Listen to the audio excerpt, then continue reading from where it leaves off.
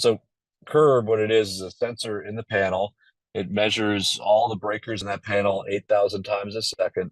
And then we could take that data and I could tell you yesterday, based on where you live and how many kilowatt hours and what electric plan you're on, you spent precisely this amount. And here's some things that you could change in your behavior.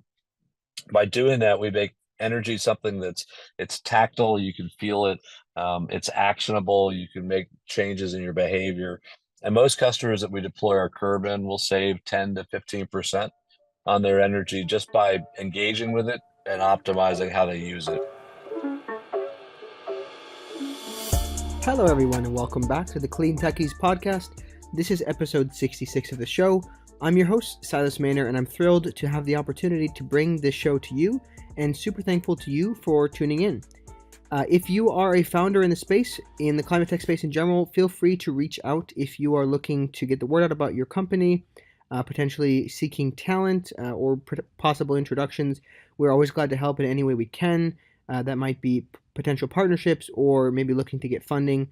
We're always glad to introduce you to our network or former guests on the show as well. So please do not hesitate to reach out, as this is the entire reason behind why we do the show. So let's get into today's episode details. Today we are joined by Greg Fasullo from Elevation, and Elevation is helping holistically transform residential energy usage in three key ways. So that's, first of all, helping visualize energy usage for homeowners in a very simple and straightforward way. Secondly, they help install solar to help reduce environmental impacts and save money. So pretty straightforward on that side. And then thirdly, they work with utilities. They help utilities manage their demand response program. So kind of three really important things rolled into one. I think in particular, the first is very interesting with the visualization of the energy usage. This is something I don't think a lot of homeowners necessarily tend to think about, but it really can offer them a perspective on kind of the nuanced usage of energy in the home and potential areas for improvement on, in home upgrades with insulation, etc. So in today's episode, we talk in detail about all of those things, along with some other items that I think are worth mentioning, especially of note how their data tracking can offer feedback to appliance manufacturers. I thought that was quite fascinating. Also, how an energy efficient home actually affects real estate values, and then how his time at Berkeley shaped him. I thought that was also really fascinating, hearing his experience there. And then we talked a little bit about virtual power plants as well. So generally speaking, very fascinating episode. Super excited to be able to bring this to you. And before we get into the show, as always, we want to make thanks to our sponsors, Next Wave Partners.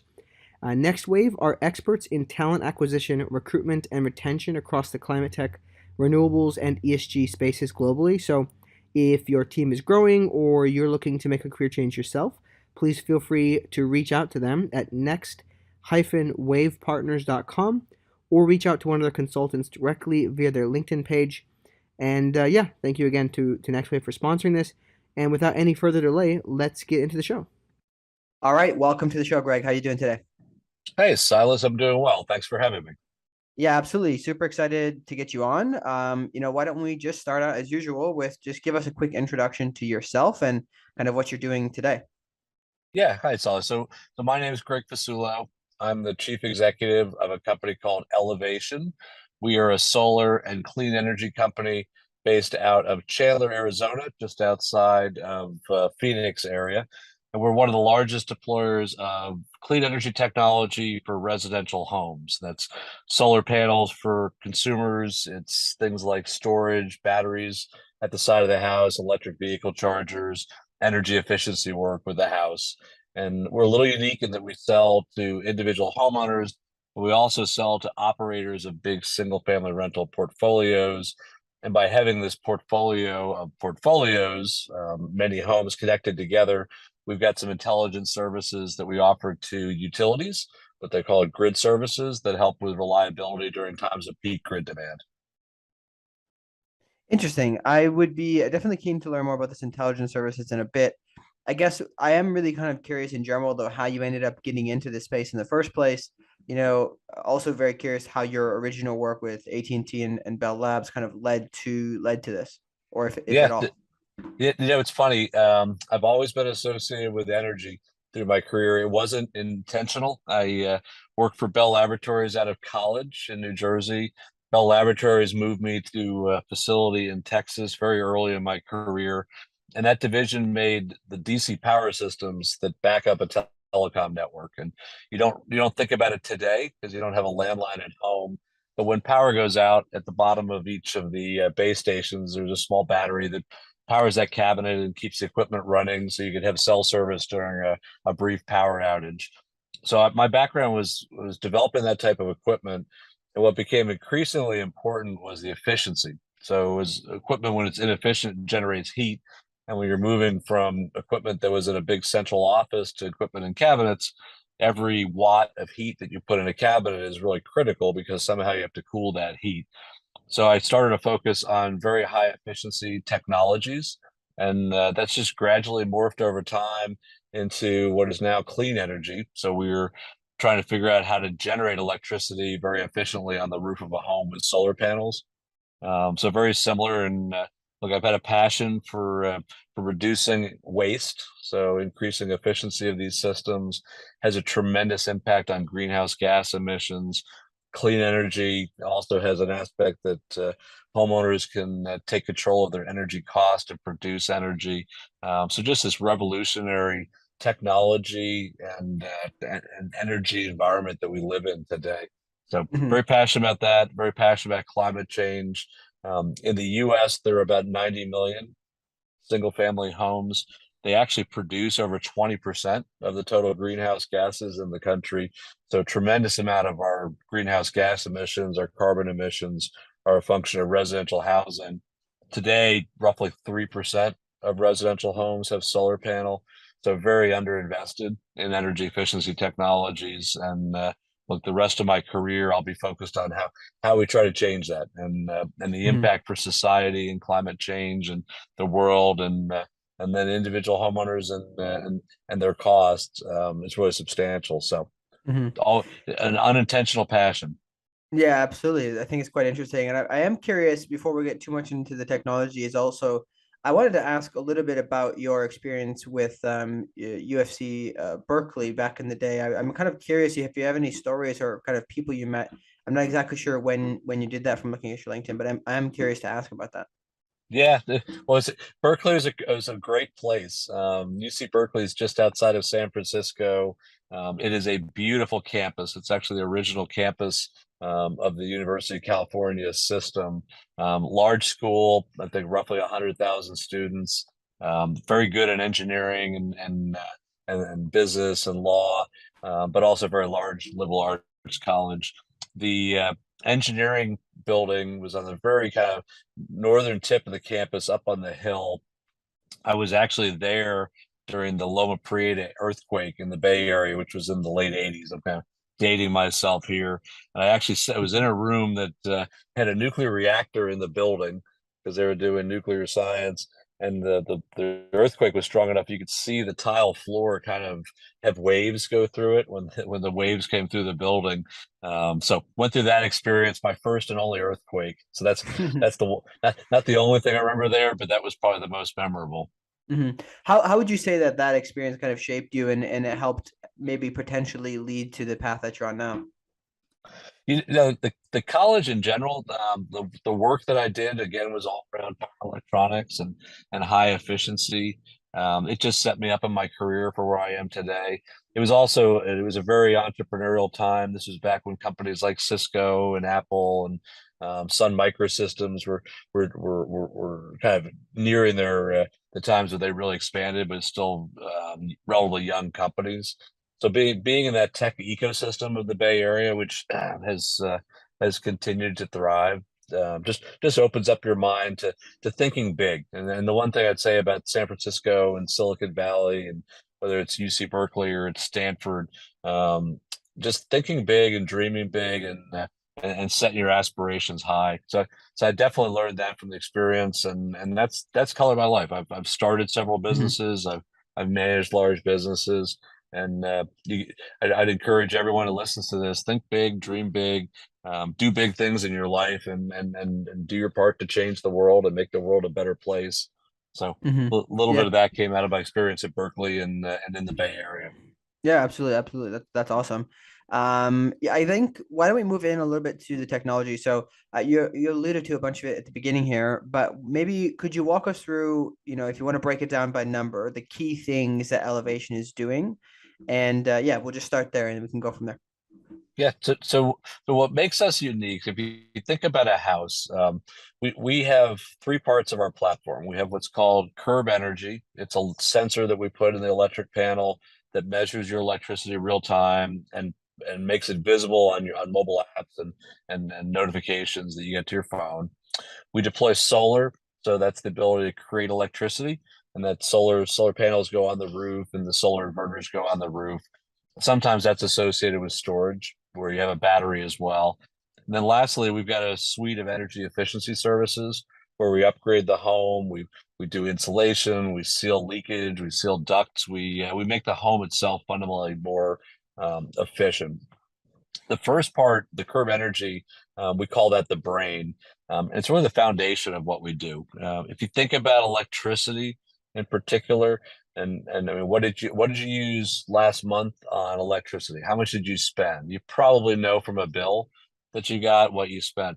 How many kilowatt hours did you use? When did you use those kilowatt hours? You probably don't know. It's probably on the bill somewhere, but it's not that relevant. But what's even more important is how did you use energy yesterday? Where did you use the energy? How should you change your behavior? What things are you not doing right in your home? And you just have no idea. Energy is hard to decipher. You get 1 kilowatt hour reading for the house at any point in time, but is it my air conditioner? Is it my dishwasher? Is it my hot water tank? Is it the pool pump? Could I change my behavior? Could I change the hours when I charge my car or whatever else you do? You don't know. So Curb, what it is a sensor in the panel. It measures all the breakers in that panel 8,000 times a second. And then we could take that data and I could tell you yesterday, based on where you live and how many kilowatt hours and what electric plan you're on, you spent precisely this amount. And here's some things that you could change in your behavior. By doing that, we make energy something it's tactile. You can feel it. It's actionable. You can make changes in your behavior. And most customers that we deploy our curb in will save 10 to 15% on their energy just by engaging with it and optimizing how they use it. So that's the first thing we do.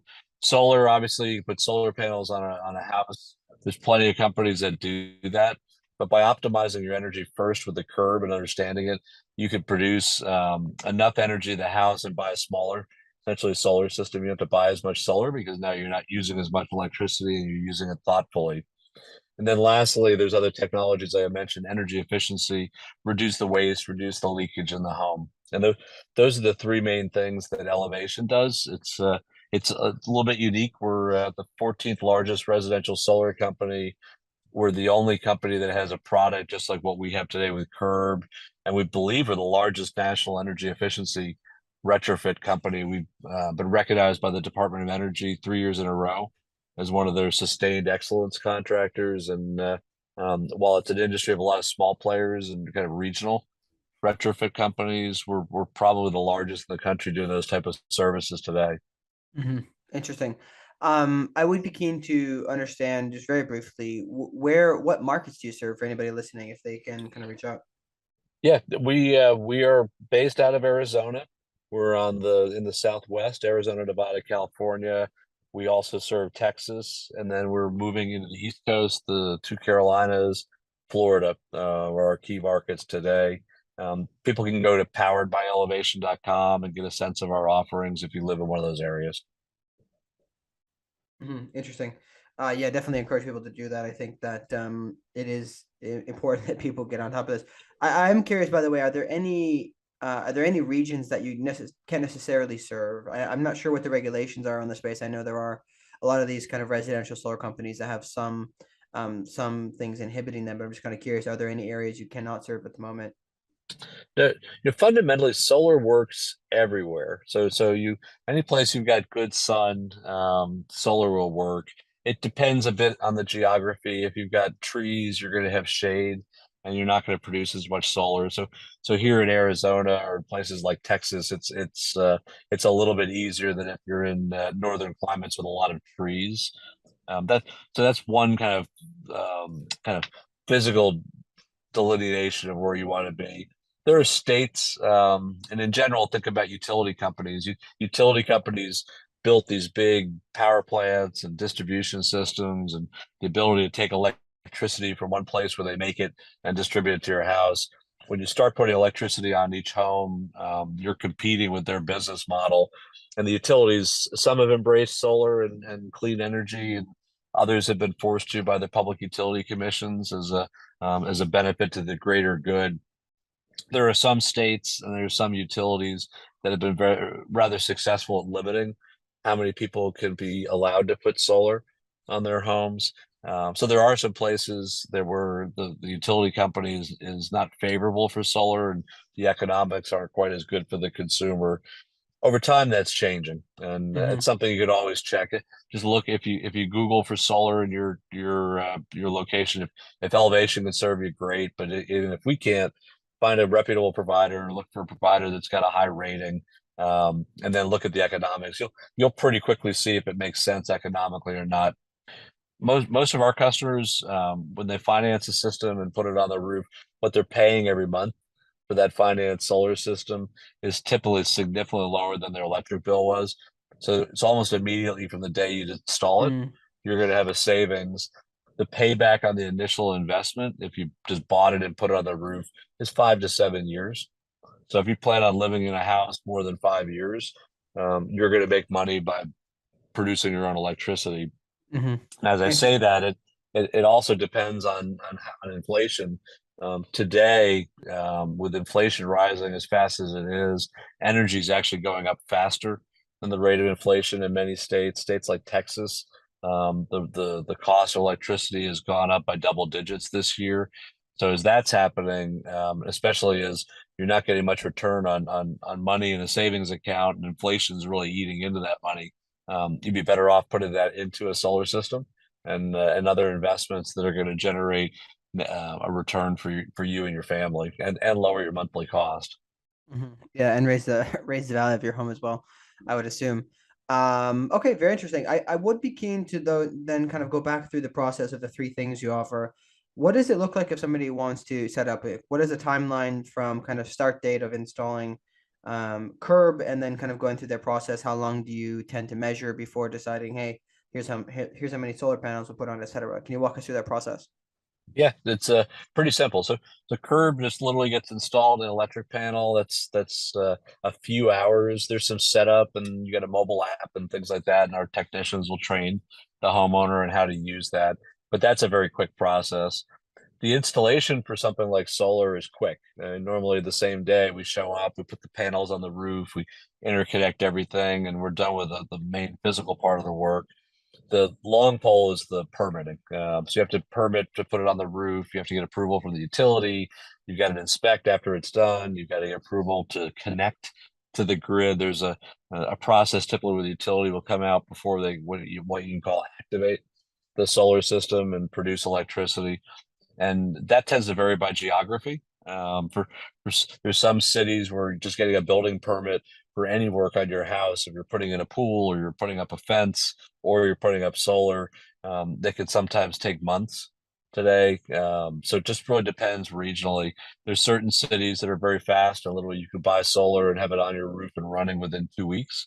And we've done that for customers.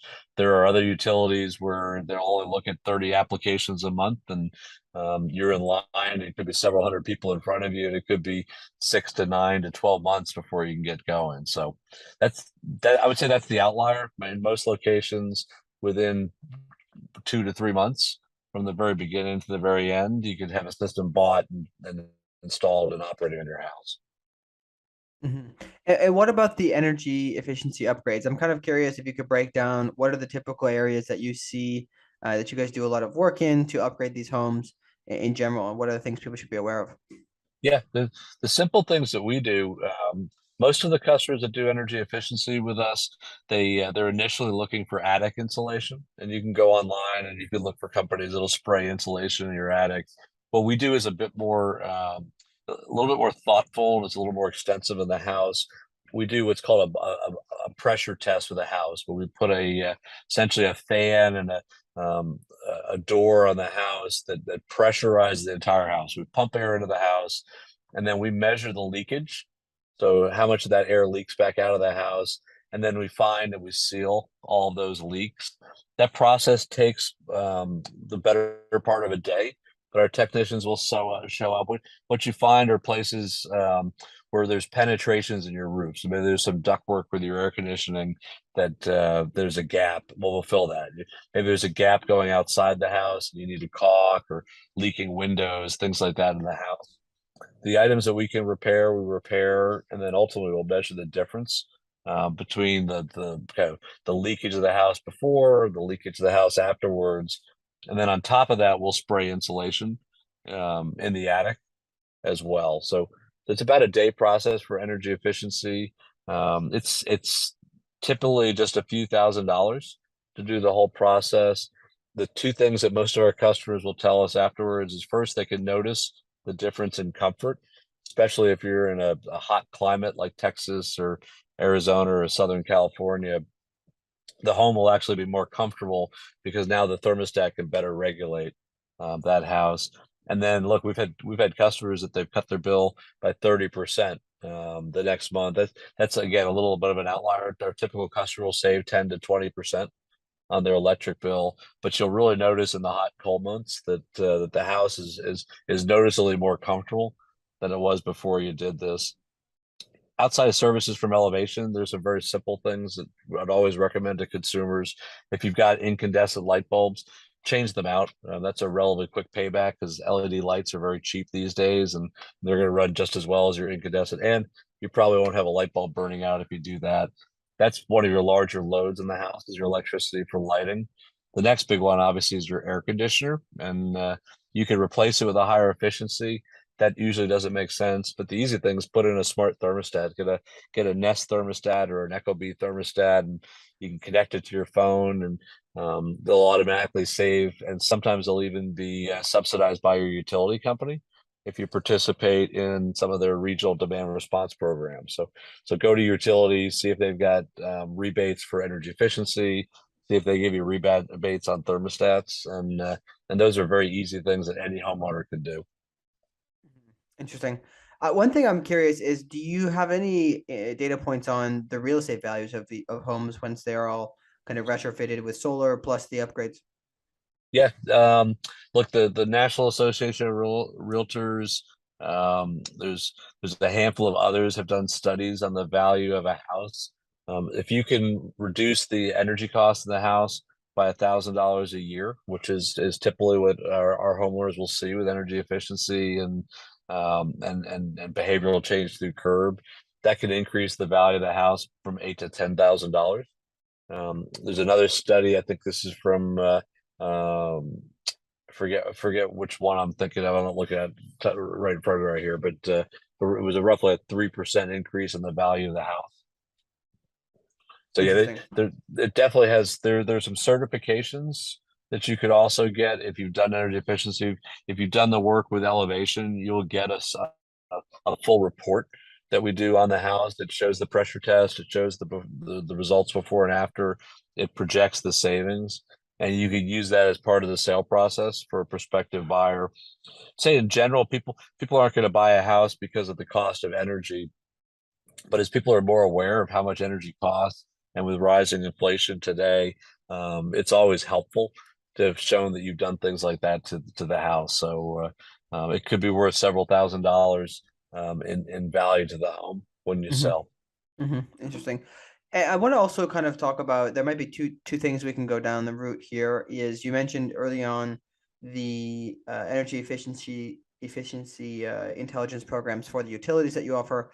I'm kind of curious, when you look at a lot of these homes connected in this way to the grid, how does this affect kind of overall I guess you could say, resiliency of the grid? And could you talk a little bit more about those services that you offer to the utility in conjunction with this?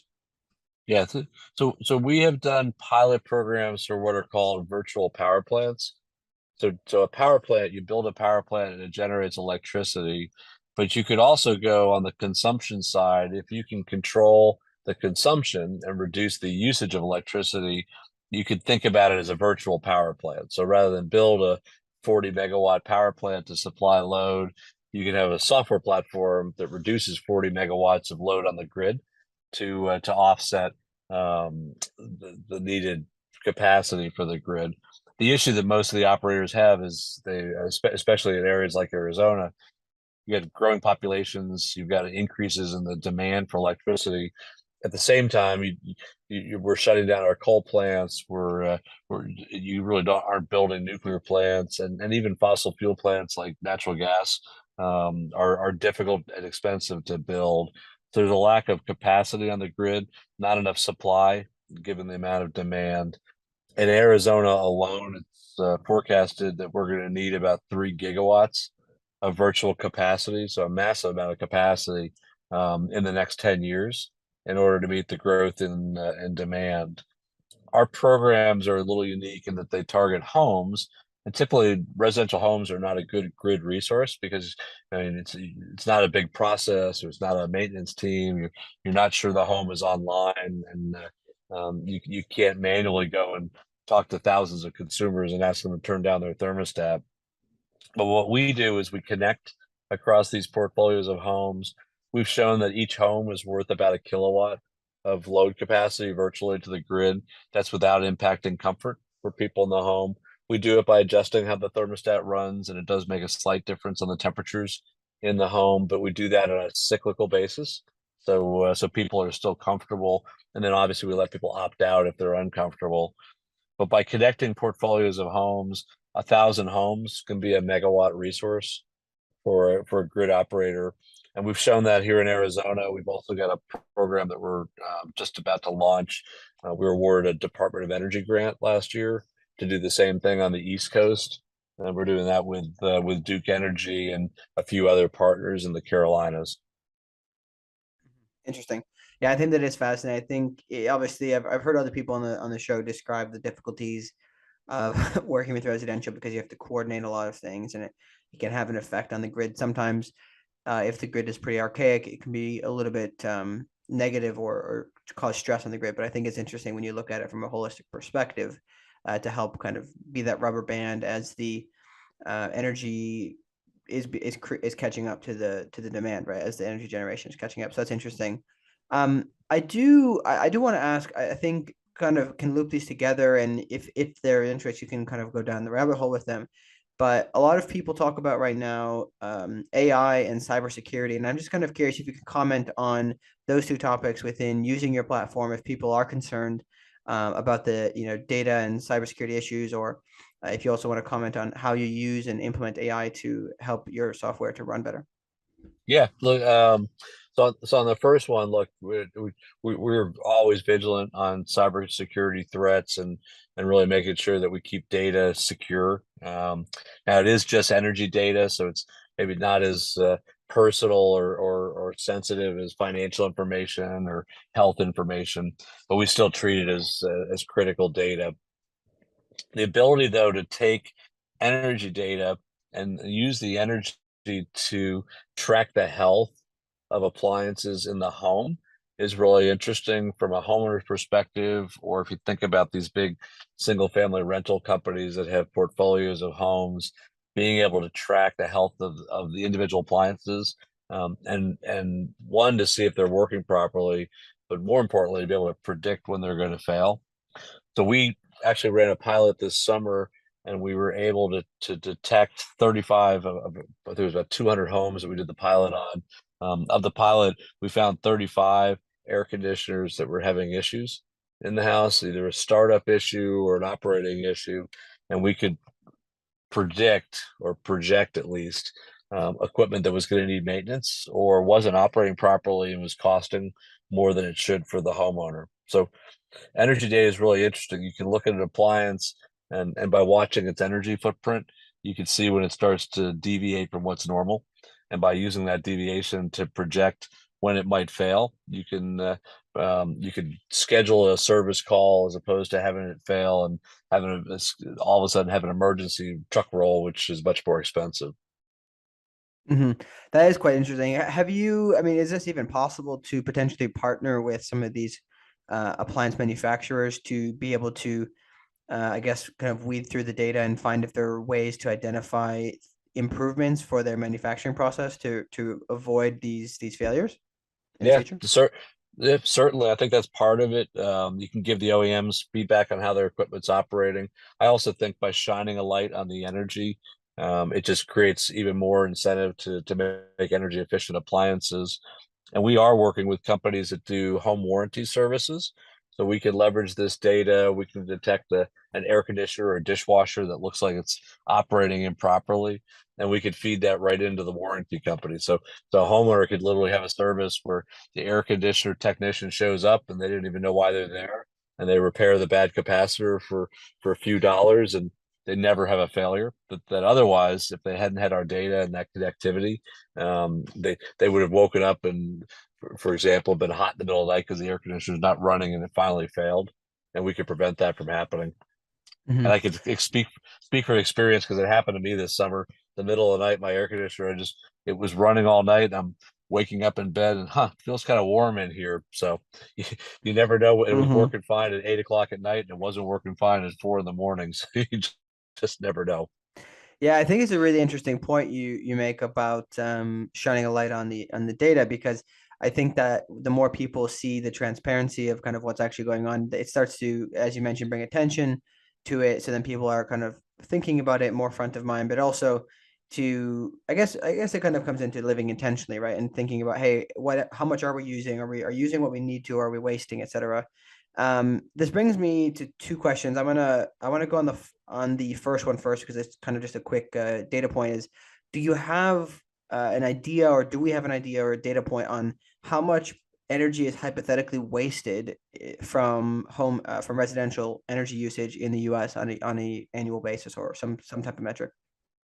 I don't have a precise number on what the aggregate waste is. But I point back to the greenhouse gas emissions. The fact that residential homes represent 20% of our greenhouse gas, that's the total emissions in the US. That is a massive number, and much higher than it needs to be. That only 3 million of those homes have solar deployed of the 90 million homes, the 3%. Again, that just shows there's a massive opportunity here to invest. And I think energy is an easy thing to overlook. So if you're paying your mortgage, you're paying your rent, you're thinking about putting food on the table and all the events that your kids are in, and the things that are going on in your family and your job and every day. Very easy to not think about energy costs. Hopefully this year that to some degree it's changed because of inflation, because of the price of gas, because of the price of electricity in some states. But there's a massive opportunity for homeowners, for renters, to reduce their living costs by focusing on energy. Typically, your electric bill is either your second or third largest bill after your mortgage itself, or your rent if you're renting an apartment. So it's substantial, and if you could reduce that by 20-30%, it could have a meaningful impact on your budget. So Mhm. I think that those numbers are the ones I would think about. They're tangible for a consumer, they're tangible Mhm. for a homeowner, and the more people are aware of energy, it's actually not that hard just to step back and get a plan of how you can save. And I mentioned some of the things. Elevation is a company that could help, but there's plenty of things you could do to reduce your electric cost and save. And just people have to think about it that way. It's an Mhm. opportunity. Yeah, I think that it's interesting.